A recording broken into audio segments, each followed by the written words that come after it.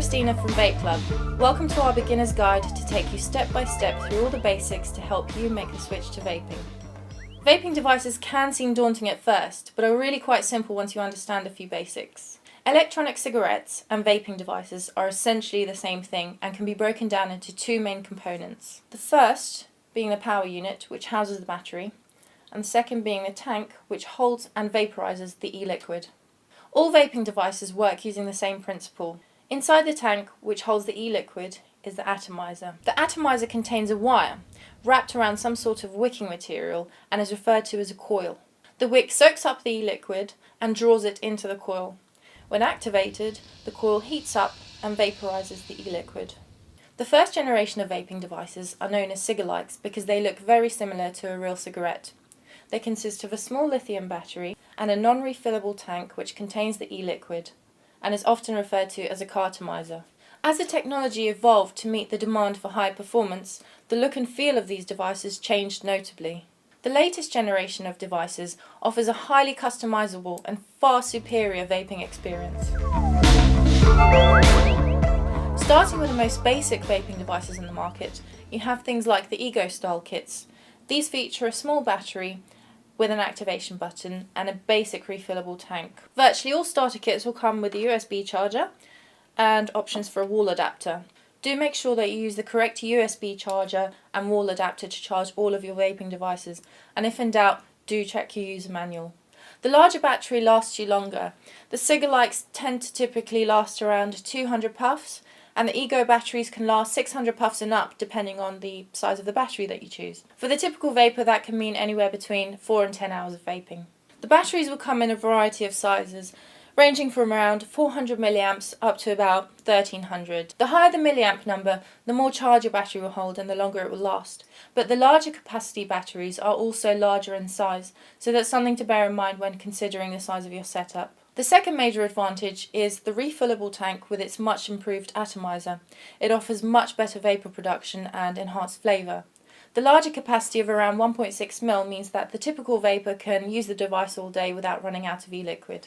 These tanks are called clearomizers because, well, they're clear and they allow you to see how much e-liquid you've got left. The cigalikes offer a very limited range of flavours and nicotine strengths, but the range of e-liquids available for the refillable tanks is far greater, but we'll cover e-liquids in a different video. The basic clearomizers are disposable. They can last anywhere between about 2 to 6 weeks before the performance of the coil starts to deteriorate, so you'll need to replace the tank. The basic kits are a great way for you to get into vaping. They're really inexpensive and they do a much better job than the cigalikes. But you may find that you still want more performance. Some people prefer stronger throat hit or more airflow, so you might be more interested in something more advanced. The more advanced batteries allow you to control the power output. Higher power output means the coil gets hotter. This has an effect on the temperature, the vapor production, the throat hit and the flavour. So I'll demonstrate the difference between the low power and the higher power. So right now we're at 7 watts.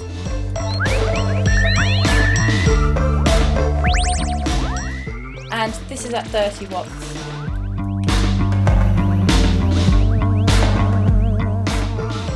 I'm getting a hell of a lot more vapor production as well as much better flavour. Because everybody's taste is individual, people prefer vaping different flavours at different temperatures. The power output is normally altered by controlling either the voltage or the wattage using a mechanical dial or the digital display. The long and short of it is, the variable wattage provides a slightly easier and more consistent vaping experience. However, due to the more complex chips used, the variable wattage devices do tend to be slightly more expensive than the variable voltage devices, so this is something to keep in mind when choosing your setup. The more advanced tanks offer a replaceable atomizer, so instead of disposing of the whole thing, you simply unscrew the coil and replace it.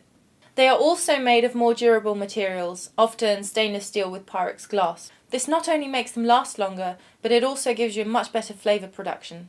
The continued development of the tanks also allowed for even more innovative features, such as the larger capacity, the rotatable drip tip, and the adjustable airflow controls. So the right setup for you will be determined by a balance of how much money you might be prepared to spend to switch from tobacco, and the level of performance that you might need to help keep your cravings at bay. Some people enjoy the endless customization options that vaping offers, whilst others just prefer a simple plug-and-go system. So in terms of performance, you're far better going for something with a variable power output, and if your budget permits for it, ideally something with a variable wattage. Because the tank is so important to vapor production and flavour, we do recommend that you go for something with a Pyrex tank and adjustable airflow.